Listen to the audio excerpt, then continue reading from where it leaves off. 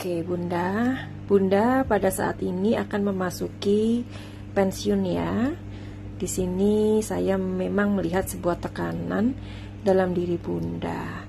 Nah, itu kan Bunda bertanya, seharusnya itu nggak perlu terjadi. Karena segala sesuatu pasti ada waktu ya, pada saat kita produktif, pada saat kita tidak produktif.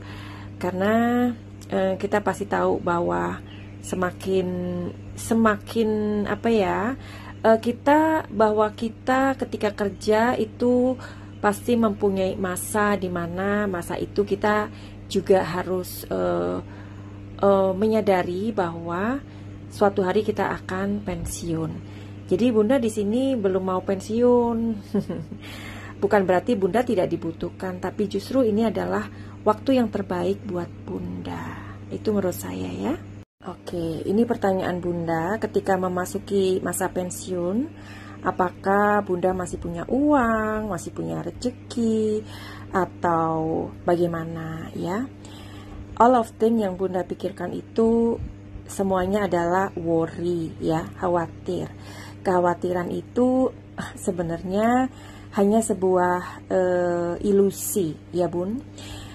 Bunda terbiasa dengan pekerjaan dan bekerja dan aktivitas yang rutinitas di kantor. Kenapa Bunda harus merasa khawatir jika Bunda masih punya tabungan? Saya melihat ada banyak tabungan. Tapi memang pasti kan kita berpikir ya hidup kan tetap berjalan. No worry about that. Nanti kalau Bunda sudah pensiun, kita lihat lagi bagaimana untuk ikigai Bunda ya. Saya bantu baca di sini. Pasti sudah tahu kalau sakitnya adalah autoimun ya. Autoimun itu kan lupus ya. Jadi memang umumnya tidak bisa disembuhkan, tapi gejalanya dapat dikontrol. Pasti juga sudah datang ke dokter ya. Nah, jadi terjadi ketika sistem kekebalan tubuh ini menyerang sel-sel yang sehat. Jadi di sini ya, karena autoimun ini tidak bisa disembuhkan.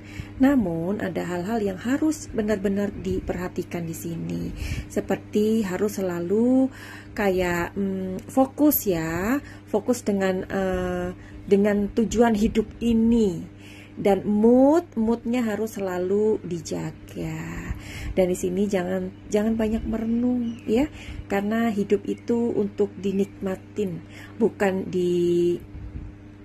Nah, kalau saya melihat asmanya, penyakit asmanya yang dirasakan ini juga perlu diwaspadai.